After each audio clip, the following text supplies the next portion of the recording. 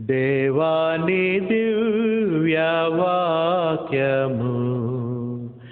ఏవేగా మాకు దొరికెను.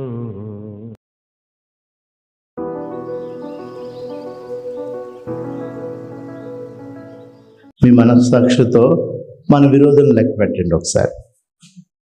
ఎంతమంది మీద మనకి కోపం ఉంది, మనం మాట్లాడలేం, మనం క్షమించలేం, మనం తిరిగి వాళ్ళతో రీకనెక్ట్ అవ్వలేం అన్నవాళ్ళు చేతులు ఎత్తొద్దు. కానీ లెక్క పెట్టుకుంటే 10 మంది వచ్చారా?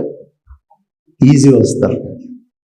పొద్దున్న లెక్క పెట్టడం మొదలెట్టా, మళ్ళీ అందులో తిరిగి ఎవరితో తిరిగి మంచిగా మాట్లాడడం లెక్క పెట్టా. నా సంఖ్య మీకు చెప్పను, కానీ నాకు సంఖ్య ఉంది. డెఫినెట్గా మనం కొందరిని ఇంకా క్షమించలేకపోతున్నాం.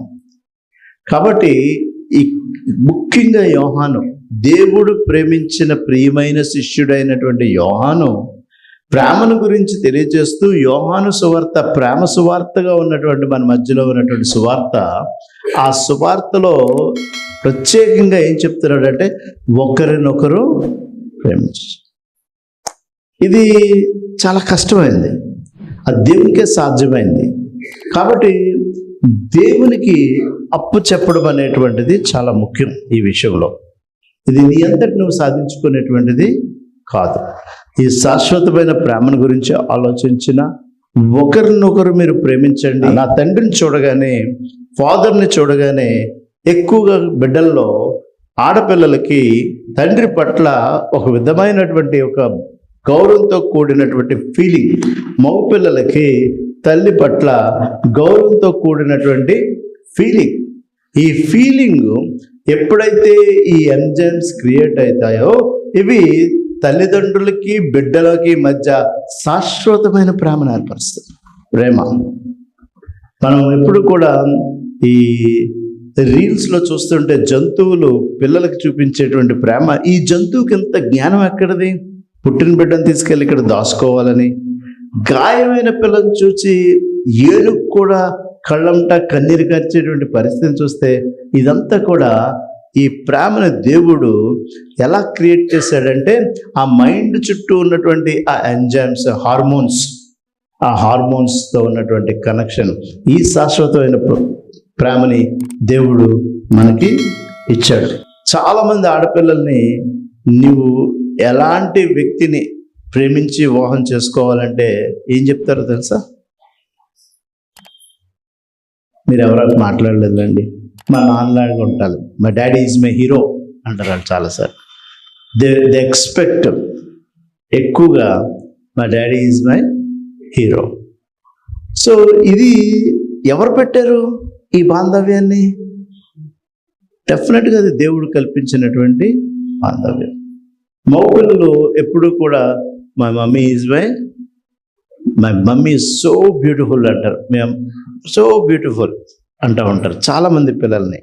అది దేవుడు పెట్టిన కమ్యూనికేషన్. ఇక్కడున్న ఆడపిల్లలు ఎంతమంది మా మమ్మీ ఈజ్ బ్యూటిఫుల్ అని చెప్పి అన్నారు చెప్పండి? Wow wow wow, good. మీరందరూ దేవుని ప్రేమను కలిగిన బిడ్డలు. దీని యొక్క రూట్ కాజ్ అంతా కూడా కలిపేది ఎక్కడికంటే, అది మదర్స్కి కానీ ఫాదర్స్కి కానీ. ఇది మనం ఆలోచించినప్పుడు స్టే ఇన్ లవ్, ఈ చాయిస్ చాలా టఫ్. దీర్ఘకాలం ప్రేమ. ఈ కొరింథీయుల పత్రిక రాస్తూ పౌలు ఒక చాప్టర్ని దీనికి డెడికేట్ చేసాడు, ఒక అధ్యాయాన్ని దీనికి డెడికేట్ చేశాడు. నూతన నిబంధన సంఘంలో మనం పాత నిబంధన సంఘంలో లేము కాబట్టి, నూతన నిబంధనటువంటి సంఘంలో ఈ ప్రేమ అనేటువంటిది దీర్ఘకాలము అనే మాటని పౌలు ఆ యొక్క కొరింథీయుల్లో మనం చూస్తూ ఉంటాం. ఎవరైనా 50 సంవత్సరాలు పైబడి వివాహ బాంధవ్యంలో మాకు పెళ్ళై 50 సంవత్సరాలు అన్నవాళ్ళు ఎవరైనా చేతులెత్తండి. పెళ్ళై 50 సంవత్సరాలు అయిన వాళ్ళు, 40 సంవత్సరాలు అయిన వాళ్ళు పెళ్ళై, ఓకే, అంతా ఫ్రంట్ బెంచ్ వాళ్ళే. సరే, ఈ వివాహమైన 50 years మీరు ఇంతకాలం ఉన్నారంటే తెలియకుండా ఏది ఎగ్జిస్ట్ అవుతుందని చెప్తున్నాడంటే, అలాంటి వివాహ బాంధవ్యంలో ఎన్ని లోట్లు, ఎన్ని ఇరుకులు, ఎన్ని ఇబ్బందులు, ఎన్ని కష్టాలు, ఎన్ని నష్టాలు, ఇవన్నీ సహించుకున్న వాళ్ళకి ఇద్దరి మధ్య ఏం ఏర్పడుతుందంటే కృప ఏర్పడుతుంది అని పౌలు చెప్తున్నాడు. గ్రేస్ ఎగ్జిస్టెస్, లాస్టింగ్ లవ్లో గ్రేస్ అనేటువంటిది ఉంటుంది అనేటువంటిది పౌలు మనకు బోధించింది. ఏంటంటే ఇంకా కొంతకాలం మనం ప్రేమలో ఈ కుటుంబ వ్యవస్థలో సాగాలి, ఇంకా కొంత మనం ఈ కుటుంబ వ్యవస్థలో సాగాలి అనేటువంటి తలంపుతో మనం ప్రయత్నం చేస్తున్నప్పుడు మనకి కృప అనుగ్రహించబడుతుంది అని చెప్తున్నాడు పౌలు. కాబట్టి మన బిడ్డలతో చాలా కాలం ఆ కృప కలిగినటువంటి ఆ ప్రేమను ఎక్స్టెండ్ చేయగలిగితే ఆ కుటుంబ వ్యవస్థలో బిడ్డలకి తల్లిదండ్రులకి మధ్య దేవుడు కృపని ఏర్పాటు చేస్తాడు. అన్నదమ్ముల మధ్య లేకపోతే అక్క చెల్లెండ్రుల మధ్య మనం ఎప్పుడైనా కృపని పోగొట్టుకుంటున్నామా అనేది చెక్ చేసుకోవడానికి ఈ ప్రేమని, అవసరమైతే ఈ యొక్క ప్రేమలో కూడా పారామీటర్స్ ఉంటాయి. అవసరానికి మించి లేకపోతే అవసరతను దాటి లేకపోతే పరిధులు దాటి చూపించేదానికన్నా ఎప్పుడు కూడా ప్రేమని ఎంతవరకు మన బిడ్డలకు చూపించాలి, ఎంతవరకు క్రమశిక్షణలో ఉంచాలి, అన్నదమ్ముల మధ్య ఉండేటువంటి ప్రేమ ఎంతవరకు అది సహించేటువంటిదిగా ఉండాలి, ఎంతవరకు మనం ఉండాలి. ఈ లెక్కలు లేకపోతే బిగ్ డి అనేటువంటిది ఏర్పడుతుందంట. ఈ లెక్కలు లేకపోతే ఎంతవరకు అనేటువంటిది డిప్రెషన్ అనేటువంటిది వస్తుంది, మనకి డిసప్పాయింట్మెంట్ అనేటువంటిది వస్తుంది, నిరుత్సాహం అనేటువంటిది వస్తుంది. అలా విధంగానే మనకి డిసీజ్ వస్తుంది, అలాగే డిస్పైర్, డిస్ట్రెస్, ఇవన్నీ కూడా మానసిక ఒత్తిళ్ళు వల్ల మన వ్యవస్థే, మన కుటుంబ వ్యవస్థే కానీ, మన యొక్క బంధువులతో ఉండేటువంటి వ్యవస్థే కానీ, మన తోటి పరివారితో ఉండేటువంటి వ్యవస్థే కానీ, ప్రతి వ్యవస్థ కూడా చిన్న భిన్నము అయిపోతుంది.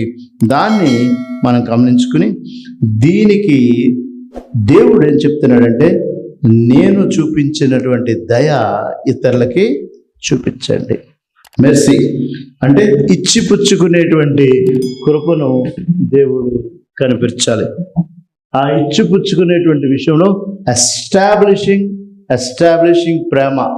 ఈ రోజులో కొన్ని ఇబ్బందులు రావచ్చు, కొన్ని అసహనాలు ఏర్పడవచ్చు కుటుంబ వ్యవస్థలో, కానీ దానిలో ఒకరికొకరు ఆ యొక్క ఇచ్చి పుచ్చుకోవడం అనేటువంటిది ఎప్పుడైతే ఏర్పడుతుందో, falling in love is easy but being in love is challenging అని చెప్తూ ఉంటాం. ఎందుకంటే ప్రేమలో పడడం చాలా సులువే, కానీ ఆ ప్రేమలో చాలా కాలం సాగడం అనేటువంటిది చాలా కష్టమనే విషయం ప్రేమలో పడకముందే యవన బిడ్డలో చెక్ చేసుకోవాలి.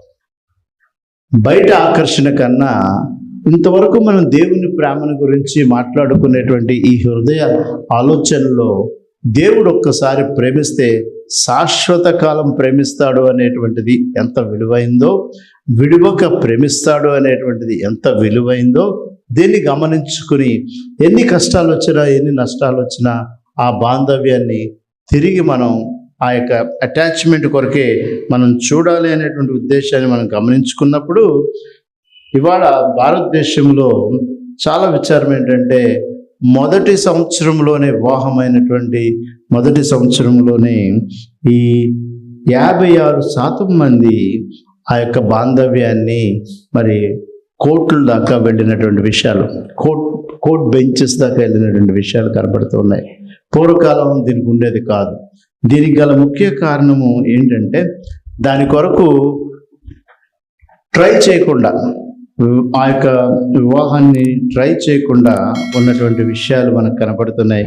ఇవన్నీ కూడా మనసుకి, తలంపులు, బ్రెయిన్కి కనెక్టెడ్ అయినటువంటి ఆలోచనలో అన్నిటినీ తాడుకొను. ఈ అన్నిటినీ తాడుకొను అనేటువంటి దీంట్లో మనం ఆలోచించవలసింది నెవర్ గివ్ అప్. ఒకళ్ళ మీద మనం దూషణ చేయడం కన్నా మనం విడిచిపెట్టకుండా తాడుకొను అంటే